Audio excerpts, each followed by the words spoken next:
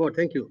I'm going to take you through the underwater cultural heritage and marine spatial planning in the National Museums of Kenya, and what the National Museums of Kenya is doing, and what we have discovered, and what we plan to do for the underwater cultural heritage in the country. As the earlier presenters have mentioned, especially Toya was mentioned about the cultural heritage within the coastal waters. At the National Museums of Kenya, we've been able to undertake a number of surveys to document and identify some of the sites that are cultural value. And we have noted that the underwater culture heritage in this country is of very significant value in terms of economic benefits to the local communities and also the national economic benefits. For instance, we have sites that are at the shorelines that have been developed into attractions, which are now earning the country a lot of revenue. And so many of the sites that are underwater, we believe, can also be converted and also or made into economic revenue earner for this country. Next slide. Next slide, yes. As Toya has mentioned, in fact, Kenya is very rich in terms of maritime cultural heritage. Well, and the coast has been settled for a long time. We've read researches here which have confirmed for the last 2,000 years, there's been people living in this coast. And there are traces of this heritage, both underwater and also on the foreshores, and leading to connections that connected the coast to the interior of the Kenyan coast and the African continent to as far as the Far East, the Middle East, the Americas, and Europe. So there's a lot of heritage in this country, which we believe should be also be put in consideration when we do the planning of the marine resources in this country. Next slide.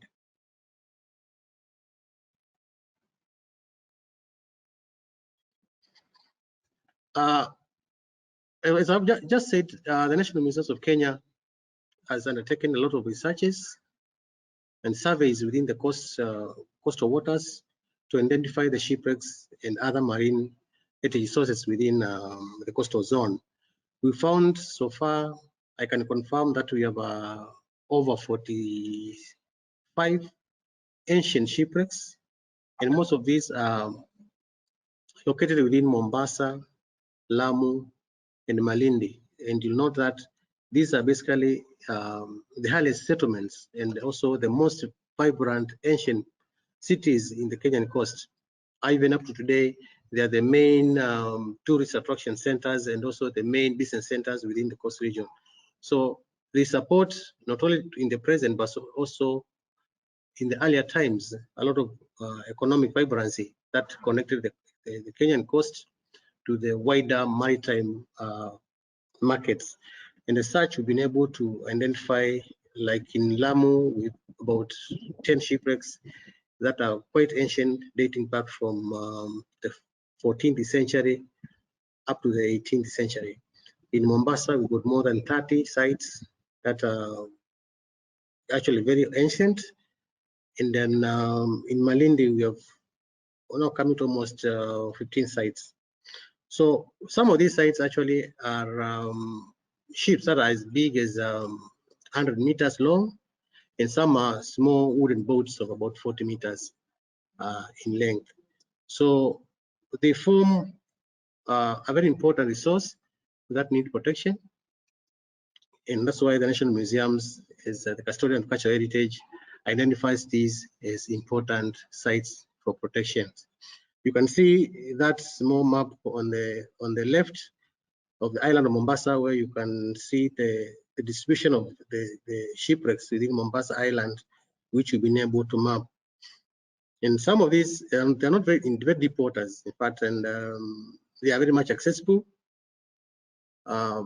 When I mention like we turn them into attractions, it means then people can dive in these sites and not only appreciate them as sites of tourism, but also sites that can be used for research, because they tell us more about ancient ship technology that has been preserved for ages and that we can learn from today. Next slide. Yeah, this is a map of Ngomeni. Ngomeni is one of the ancient settlements along the Kenyan coast, north of Malindi.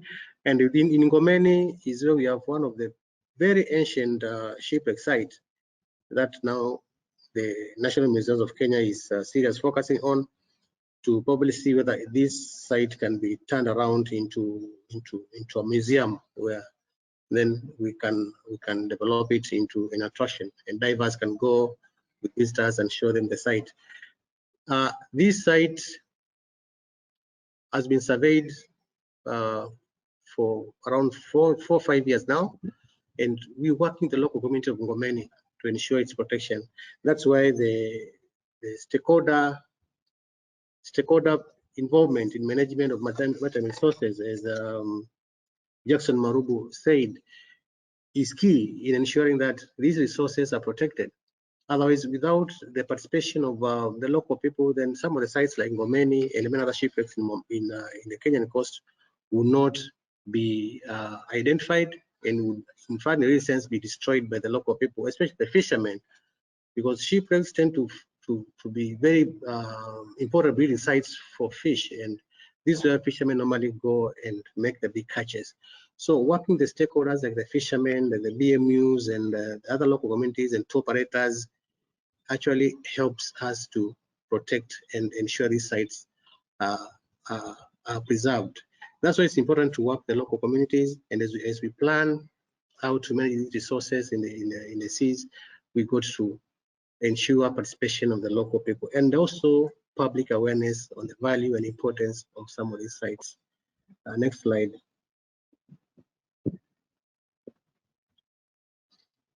In managing the underwater cultural heritage in Kenya, the National Museums of Kenya draws from a number of international conventions and statutes. For example, the National Museums of Kenya, National Museums Heritage Act itself is a legal framework that mandates the National Museums of Kenya to take care of these sites that are underwater. And within that legal framework, within the Constitution of Kenya, all shipwrecks that are within the Kenyan waters and are 50 years of age, they automatically get declared as national monuments and are protected.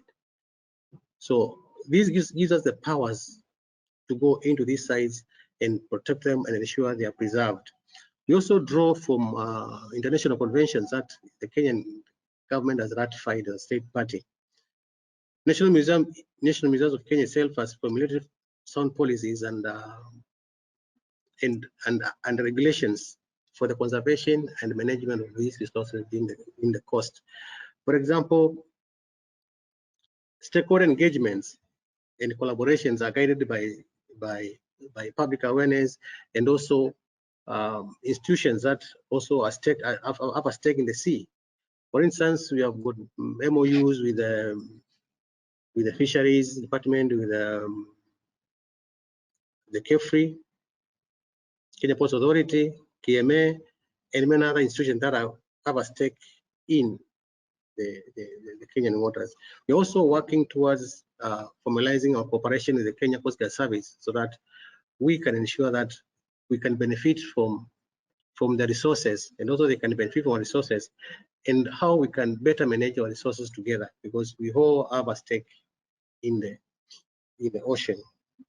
Collaborations with the international institutions and universities and governments that are highly developed in underwater cultural heritage management. For example, UK, America, Italy, China, has led us to in fact undertake much of the surveys, and also to carry out much of the researches that we've been undertaking at the coast, to study more about the shipwrecks and also the relationship between these sites and the land-based sites, and also the networks between this coast and the international world. Next slide.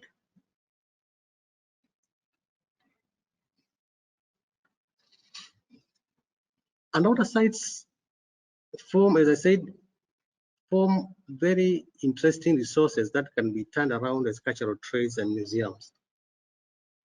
I mentioned Gomeni as an example. There is also in Mombasa shipwrecks like the Santo Antonio, the Portuguese shipwreck near Fort Jesus, which is well preserved underwater and in very shallow waters.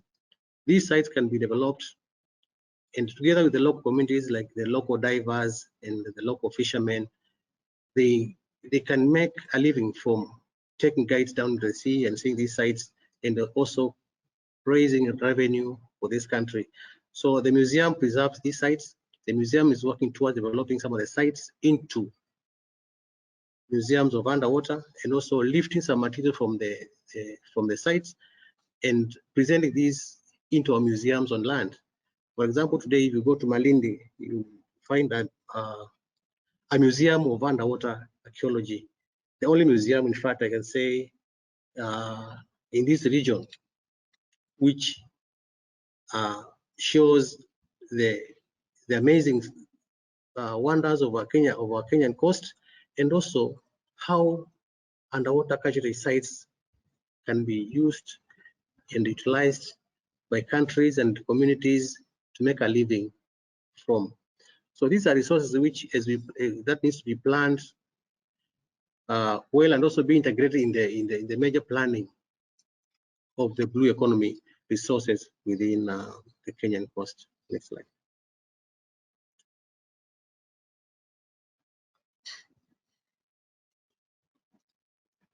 Well, there are capacity needs, because underwater archaeology in this country is not an established academic discipline in our local universities, and it becomes very expensive to train underwater archaeologists, because we have to take them out of the country for training. So this becomes a need and a challenge when it comes to managing some of these sources. However, with the proper collaboration with institutions that are also working within the coastal region, like the fisheries and others, it is possible to develop a pool of experienced personnel who can actually ensure these resources are protected. There is need for more awareness as we plan how to manage these resources. Definitely, we need to create more awareness to the local people as well, and also to the entire country. Not only people living in the coast, but also people from outside who need to know more about what lies in our waters. UNESCO has facilitated a number of meetings and conferences in Kenya, whereby we've created a lot of awareness to the local people, both physically and also on media, to make people aware that there is this resource that can be turned around to benefit the local people. There's need for training, in fact, for more underwater archaeologists. And UNESCO has also facilitated several training workshops in the country and also regionally, where Kenya has participated in getting more people trained to manage this resource. We also need more surveys, because underwater archaeology is not like any other survey for underwater. It is very detailed and it's very complicated, it's very risky, and it needs really somebody who is well trained in surveying some of these sites. So there are very few of us. In fact, I can say currently I'm the only person who's doing much of these surveys in the country, in collaboration with local fishermen and sometimes personnel from some institutions here. But we need to, as we plan on the marine resources in the country, there's need to ensure we can undertake more surveys of these sites and get a map of what we have in relationship to the other resources. There is need for increased collaboration with the local institutions, KEMFRI, KEME, KEPE, Coast Guards, among others, universities in the country, also outside, and also with the countries with greater capacity in the management of underwater cultural resources, so that at least these resources that are part of the Kenyan resource can be protected. Next slide. The only 3 slides are remaining, and actually they do not have a lot of information. Basically, the other slide contains a map Mombasa now with the details of the site. The other one contains a list of the stakeholders that National Museum is working with now. For example, Marine Police, heritage wardens, local administration, and also the legal framework that deals with heritage impact assessments at the National Museums of Kenya, whereby National Museums of Kenya is mandated to ensure any development within the Kenyan waters where there is likely to be cultural heritage. We undertake an impact assessment, and we've been able to do much of this, especially Lamu, where we're having the port now and underway. We've also done much of these impact assessments in Mombasa, where we in the port expansion sometimes a few years ago, and also the planned development of the Mombasa Gate Bridge, the road crossing connecting the South and Mombasa Island, and also the fiber optic subsea cables that were laid here from 2008. National Museums of Kenya has been undertaking impact assessment to ensure that any development alongside these does not impact the cultural heritage therein. So as we do planning for resources that are maritime, in fact, we need to also look at the heritage cycle, whereby there's need for understanding, the need for valuing, because when you understand the resource, then you'll value it. And then when you value the resource, of course, you'll want to care for it. And when you care for it, you will enjoy it. And from enjoying, then you'll have the thirst to understand. So that's the heritage cycle that we also put to consideration as we plan management of these resources. Thank you.